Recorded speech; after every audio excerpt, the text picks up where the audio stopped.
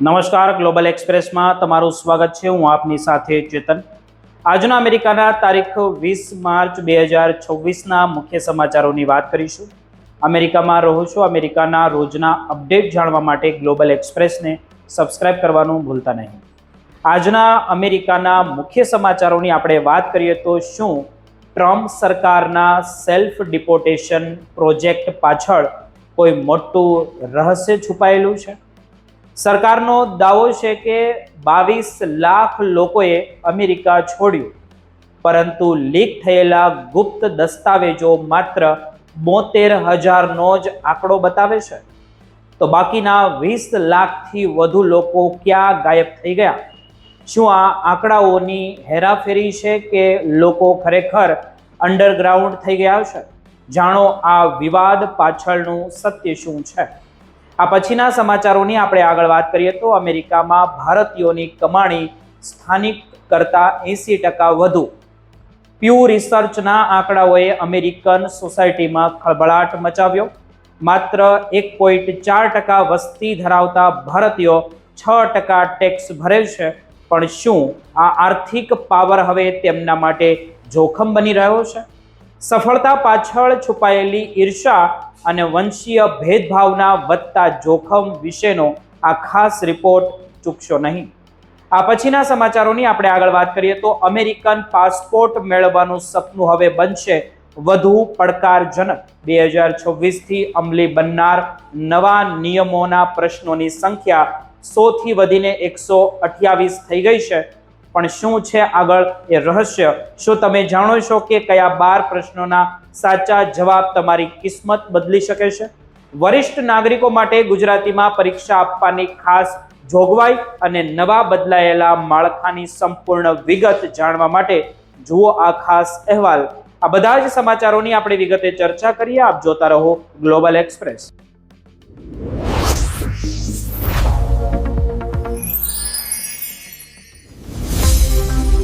આજે આપણે વાત કરીશું અમેરિકાથી આવી રહેલા એવા સમાચાર વિશે જેમણે આખી દુનિયામાં ખળભળાટ મચાવી દીધો છે।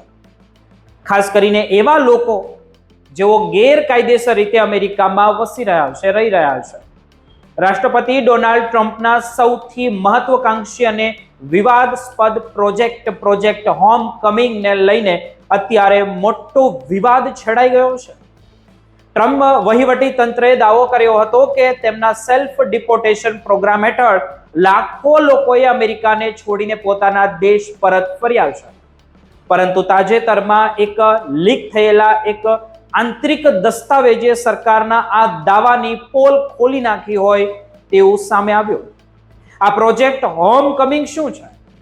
તેમાં કઈ કઈ સુવિધાઓ આપવામાં આવે છે અને શા માટે આ પ્રોજેક્ટ અત્યારે સવાલોના ઘેરામાં છે, તે અંગેની સંપૂર્ણ વિગત અને માહિતી આજે અમે તમને આપીશું।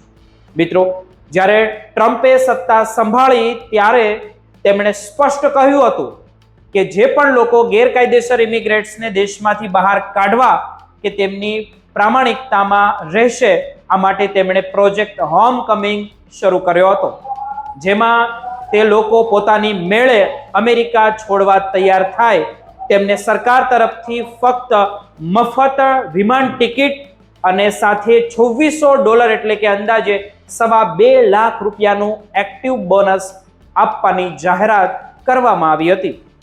સરકારનો તર્ક એ હતો કે બળજબરીથી ડિપોર્ટ કરવા પાછળ જે મોટો ખર્ચ થાય છે તેમના કરતાં આ પદ્ધતિ સસ્તી અને માનવીય છે। પરંતુ હવે જે આંકડાઓ સામે આવી રહ્યા છે તે આશ્ચર્યજનક છે। વહીવટી તંત્રને સાર્વજનિક રીતે એવો દાવો કર્યો હતો કે 2025થી અત્યાર સુધીમાં અંદાજે 22 લાખ લોકોએ આ પ્રોગ્રામ હેઠળ અથવા તો ડરના માર્યા અમેરિકા છોડી ગયા છે। જો કે ડિપાર્ટમેન્ટ ઓફ હોમલેન્ડ સિક્યુરિટી એટલે કે DHS ના એક લીક થયેલા જે રિપોર્ટ મુજબ માર્ચ 2026 સુધીમાં માત્ર 72,000 લોકોએ જ આ સરકારી પ્રોત્સાહનનો ભાગ લઈને દેશ છોડ્યો છે। એટલે કે સરકાર જે 2.2 મિલિયનનો આંકડો બતાવી રહી છે તે વાસ્તવિકથી ઘણો દૂર હોવાનું જણાઈ રહ્યું છે। આ મામલામાં સૌથી વધુ ચોંકાવનારી વાત તો એ છે કે આ 72,000 લોકોમાંથી પણ અડધાથી વધુ લોકો એવા હતા જેઓ પહેલેથી જ જેલમાં અથવા તો ડિટેન્શન સેન્ટરમાં હતા અને તેમણે કાયદેસરની લાંબી લડત લડવાને બદલે બોનસ લઈને પરત જવાનું પસંદ કર્યું હતું. આ સ્કીમને સફળ બનાવવા માટે ટ્રમ્પ સરકારે કરોડો ડોલર જાહેરાતો પાછળ ખર્ચ્યા છે. ભારત, ચીન અને કોલંબિયા જેવા દેશોના નાગરિકોને ટાર્ગેટ કરવા માટે સોશિયલ મીડિયા પર આક્રમક કેમ્પેઈન ચલાવવામાં પણ આવ્યું હતું. તમને જાણીને નવાઈ લાગશે કે ભારતીયોને આકર્ષવા માટે સોશિયલ મીડિયા પર તાજમહેલના ફોટા સાથેની જાહેરાતો મૂકવામાં આવી હતી, પોસ્ટર બનાવવામાં આવ્યું હતું, જેમની ભારતીય સમુદાયમાં ભારે ટીકા પણ થઈ હતી. લોકોનું કહેવું છે કે સાંસ્કૃતિક પ્રતીકોનો ઉપયોગ ડિપોર્ટેશન માટે કરવો તે અત્યંત અપમાનજનક છે. નિષ્ણાંતોનું માનવું છે કે $2600 આ રકમ એ લોકો માટે પૂરતી નથી જેઓએ અમેરિકા પહોંચવા માટે લાખો રૂપિયા ખર્ચ્યા છે અથવા જેઓ ત્યાં વર્ષોથી મહેનત કરી રહ્યા હોય. ભલે સરકાર એવો દાવો કરે કે સેલ્ફ ડિપોર્ટેશનથી જે ટેક્સ પેયરના પૈસા બચે છે, પરંતુ ગ્રાઉન્ડ રિપોર્ટ કંઈક અલગ જ વાર્તા કહી રહ્યું છે. આ આંકડાકીય વિવાદ વચ્ચે હવે વિપક્ષી નેતાઓ અને માનવ અધિકારી સંગઠનો સવાલ ઉઠાવી રહ્યા છે કે જો માત્ર 72,000 લોકો આ ગયા છે, એટલે કે બહાર ગયા છે, દેશ છોડ્યો છે, તો બાકીના 20 લાખથી વધુ લોકો ક્યાં ગયા? શું સરકાર આંકડાઓમાં હેરાફેરી કરી રહી છે કે પછી લોકો ખરેખર ડરના કારણે ભૂગર્ભમાં ઉતરી ગયા છે? આગામી દિવસોમાં આ પ્રોજેક્ટને લઈને અમેરિકન રાજકારણમાં વધુ ગરમાવો જોવા મળી રહ્યો છે. આગળ શું થશે તે આપણે વિગતવાર જાણીશું.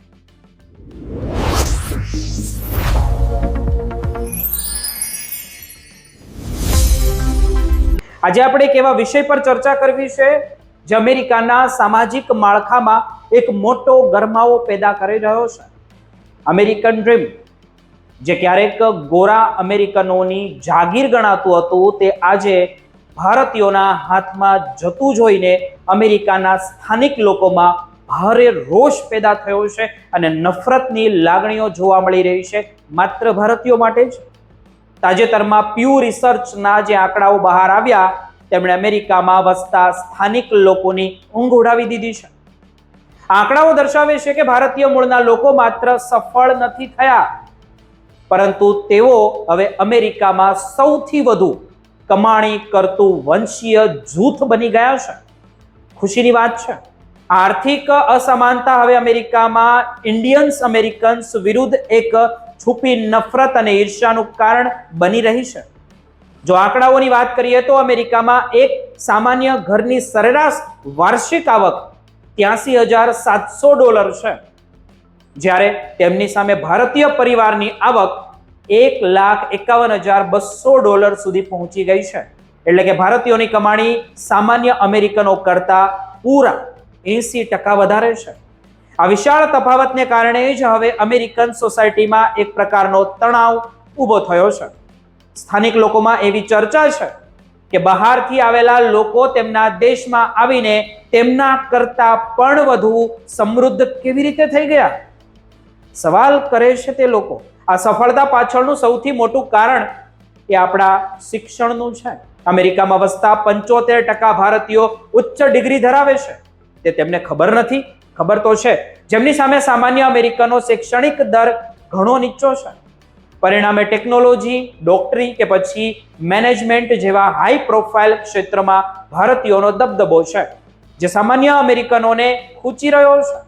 માત્ર નોકરી જ નહીં, પણ બિઝનેસમાં પણ ભારતીયોની જબરદસ્ત પકડ છે.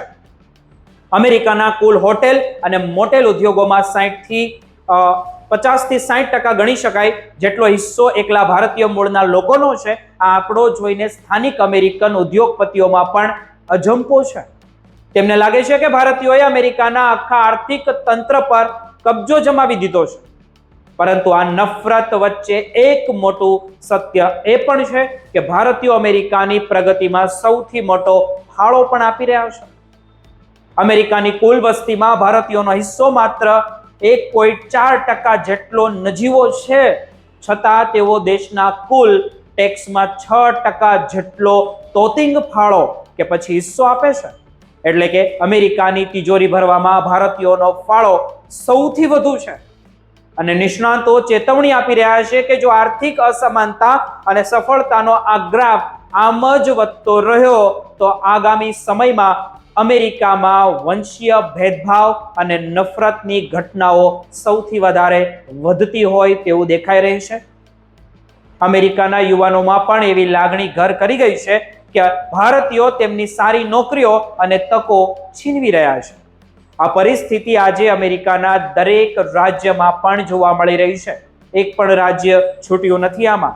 7 સમંદર પાર જઈને પણ ભારતીયોએ જે રીતે પોતાની આર્થિક સત્તા સ્થાપી છે તે આજે અમેરિકામાં પ્રશંસાની સાથે વિરોધનું કેન્દ્ર પણ બની ગઈ છે. સફળતા જ્યારે સીમાઓ વટાવે છે ત્યારે તે ઈર્ષાને પણ જન્મ આપે છે અને અમેરિકામાં અત્યારે આ જ સ્થિતિ સર્જાઈ રહી છે. આગળ શું થશે તે આપણે વિગતવારે વિડીયો તેમના બનાવતા રહીશું.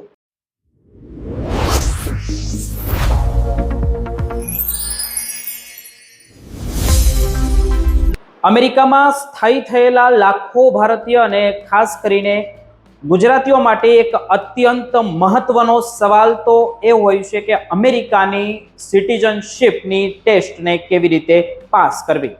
જો તમે પણ અમેરિકાના નાગરિક એટલે કે યુએસ સિટીઝન બનવાનું વિચારી રહ્યા છો કે સપનું જોઈ રહ્યા છો તો તેમાં પણ તમે સિનિયર સિટીઝન છો તો મારી આ એક વાતને તમારે ધ્યાનથી સાંભળવાની છે. હું તમને આ સિટીઝનશીપ કેવી રીતે આસાનીથી અમેરિકાની અંદર મેળવી શકાય તેનું પૂરું વિશ્લેષણ આ વિડીયોની અંદર જણાવવા જઈ રહ્યો છું.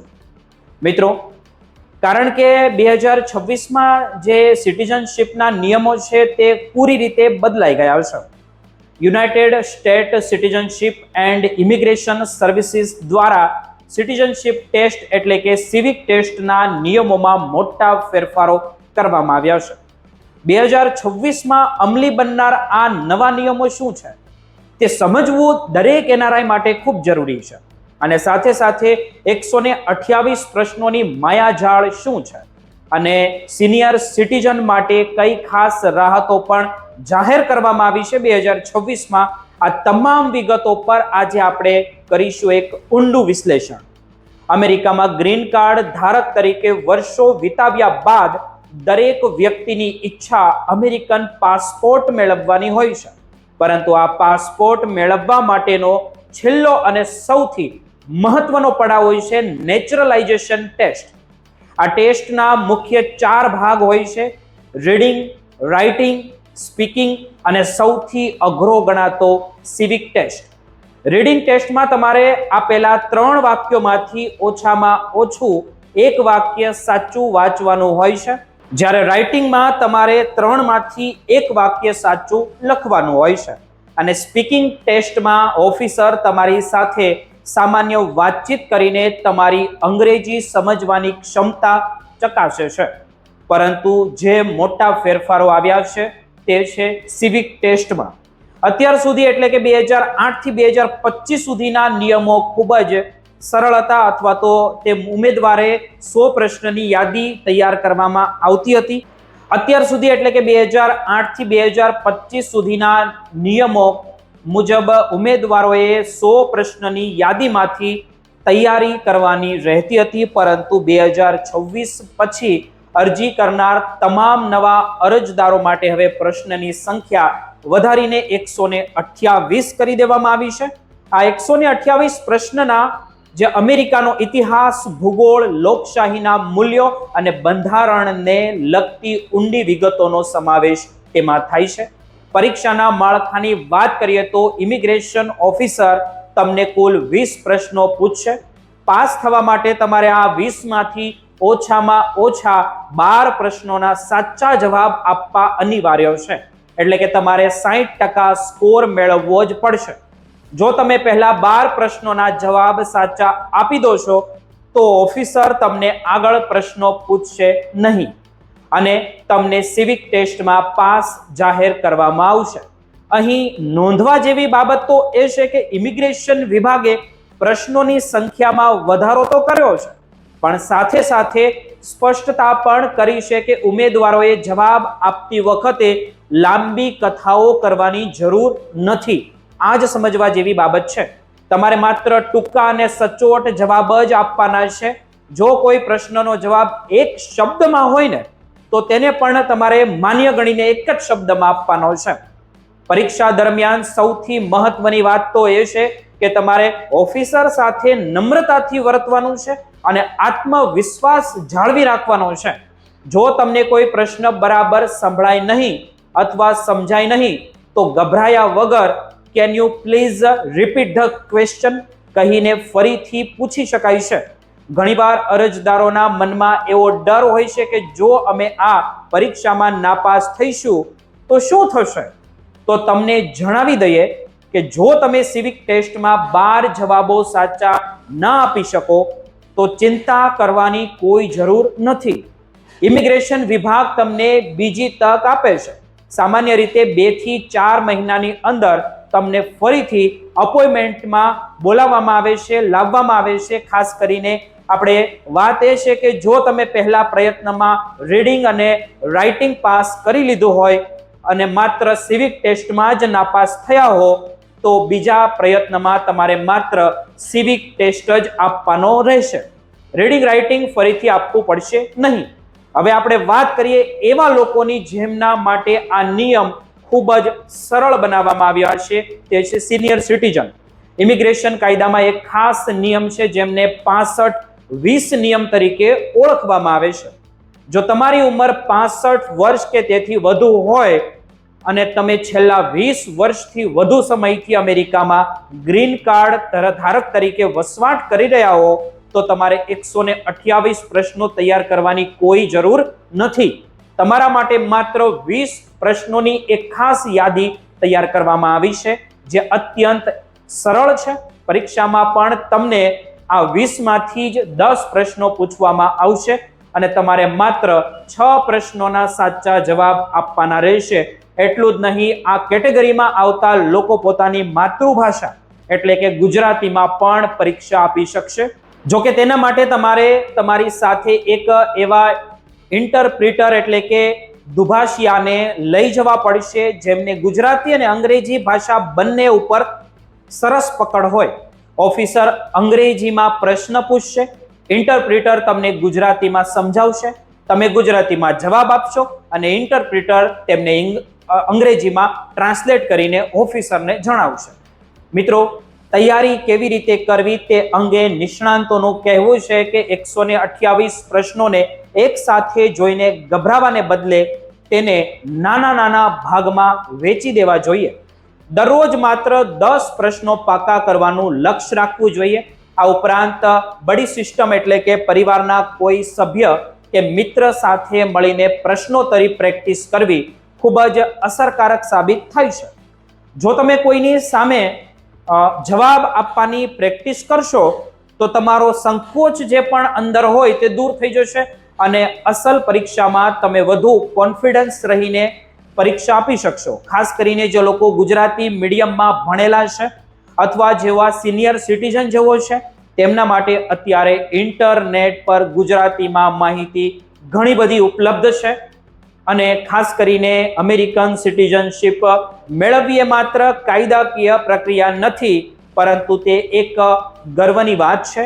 આ ટેસ્ટનો મુખ્ય હેતુ એ ચકાસવાનો છે કે તમે અમેરિકાના ઇતિહાસ અને તેની લોકશાહી વ્યવસ્થાને કેટલો સમજો છો, તમે કેટલાક પ્રામાણિક અને આત્મવિશ્વાસુ છો તે ઓફિસર તમારા જવાબો પરથી નક્કી કરે છે. તેથી 2026ના આ નવા ફેરફારોથી ડરવાને બદલે યોગ્ય માર્ગદર્શન અને આયોજન બુદ્ધ તમારે તૈયારી સાથે આગળ વધવું જોઈએ. મિત્રો, અમને આશા છે કે આ વિગતવાર અહેવાલ સિટીઝનશીપની તૈયારી કરી રહેલા દરેક ઉમેદવાર માટે દિશા સૂચક બનશે. જો તમે પણ આ પરીક્ષા આપવાના હો તો અમારી આખી ટીમ તરફથી તમને ખૂબ જ શુભકામનાઓ. મિત્રો, આવા જ વિડીયોને જોવા માટે તમે અમારી ચેનલ ગ્લોબલ એક્સપ્રેસને સબસ્ક્રાઇબ કરવાનું ભૂલતા નહીં. ચાલો ફરીથી મળીશું એક નવા વિડીયો સાથે. આભાર.